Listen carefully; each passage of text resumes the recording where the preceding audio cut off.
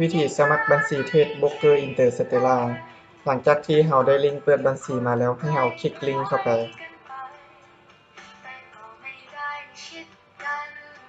ระบบจะลิงก์เข้ามาสู่หน้าต่างการลงทะเบียนช่องทางแรกให้เราใส่ Gmail ที่จะสมัครหลังจากนั้นใส่ชื่อนามสกุล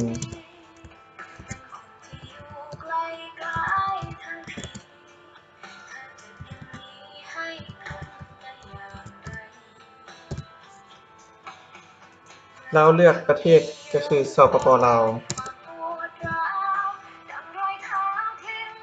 ใส่เบอร์โทรที่เราจะสมัคร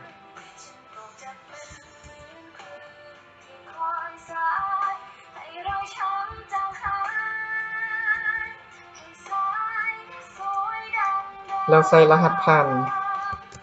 เป็นรหัสผ่านที่เราใช้ล็อกอินเข้าสู่ระบบแนะนำให้ตั้งเป็นรหัสผ่านที่เราจื้อง่าย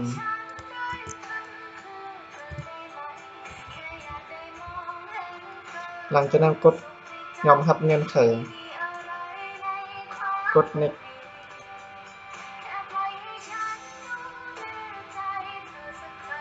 แล้ว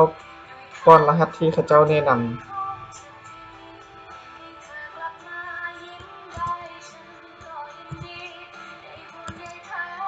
กดโอเค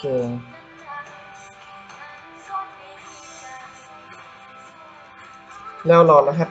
ยืนยันจาก Gmail จะมีรหัสส่งมาทาง Gmail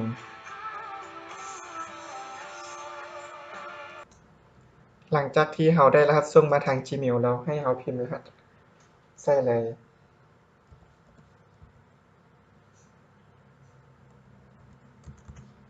แล้วกด submit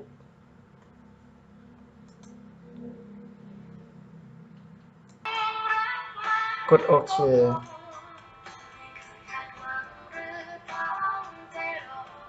หลังจากนั้นให้เรามายืนยันตัวตนเราต่อเลยเลือกคำว่า my profile เลือก user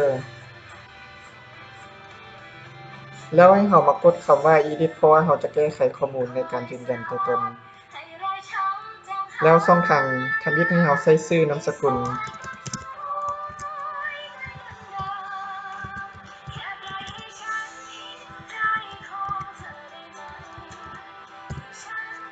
เลือกเพศเลือกประเทศก็คือสปป.ลาวเลือกเมือง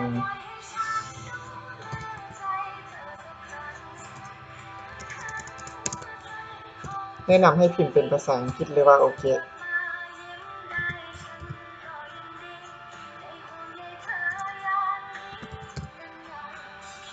แล้วใส่เบอร์โทร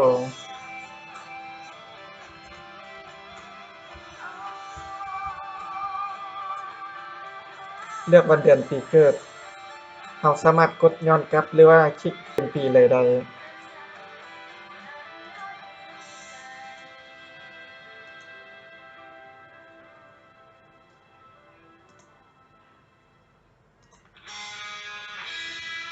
แล้วหลังจากนั้นมาให้เราใส่เป็นบ้าน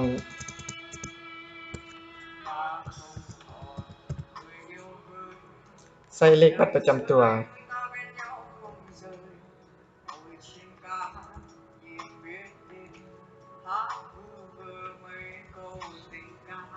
แล้วมาอัปเอกสารที่เราจะใส่ยืนยันช่องทางแรกให้เราใส่เป็นรูปบัตรประจำตัวด้านหน้า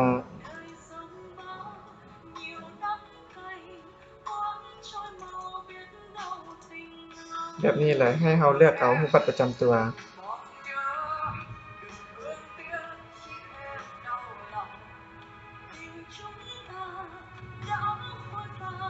แล้วช่องทางตัวที่2ให้เราอัปเป็นปึ้มบัญชีเงินฝากธนาคารใส่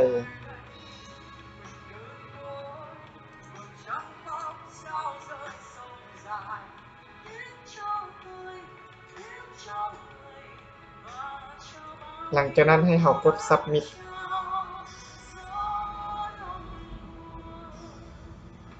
แล้วรอโบรกเกอร์ยืนยันหลังจากที่เรายืนยันเอกสารแล้วให้เรามาเปิดบัญชีเทรด MT5 เราต่อเลยให้เลือกคำว่า account เลือก real account หลังจากนั้นให้เรามากด คำว่า create ที่เป็นเครื่องหมายเลขบวกแล้วให้เราเลือกเซิร์ฟเวอร์เป็นเซิร์ฟเวอร์ MT5 หลังจากนั้นให้เราเลือกประเภทบัญชีโบรกเกอร์จะมีอยู่2บัญชีก็คือเป็นบัญชีเซ็นกับบัญชีสแตนดาร์ดให้เราเลือกเอาบัญชีสแตนดาร์ดแล้วที่มันเขียนบอกว่าเดี๋ยวแอดเข้า MT5 หลังจากนั้นให้เราเลือก leverage เป็น1:2,000แล้วกดยอมรับเงื่อนไขของโบรกเกอร์กด submit แล้วรอรหัสส่งมาทาง Gmail เป็นรหัสผ่านกับเลขบัญชีเข้าเทสหลังจากที่เราได้รหัสส่งมาทาง Gmail แล้วคัดลอกเอาเลขบัญชีการซื้อขายแล้วเข้าไปในแอปเพจของโบรกเกอร์ Interstellar สำหรับ Ucom เลือกคำว่า File Login to Test Account แล้ววางเลขบัญชีการซื้อขายที่เรา copy มาวางกี้แล้วกลับไปคัดลอกเอารหัสผ่านมาใส่สำหรับรหัสผ่านแม่นให้ใส่เป็นรหัสผ่านหลัก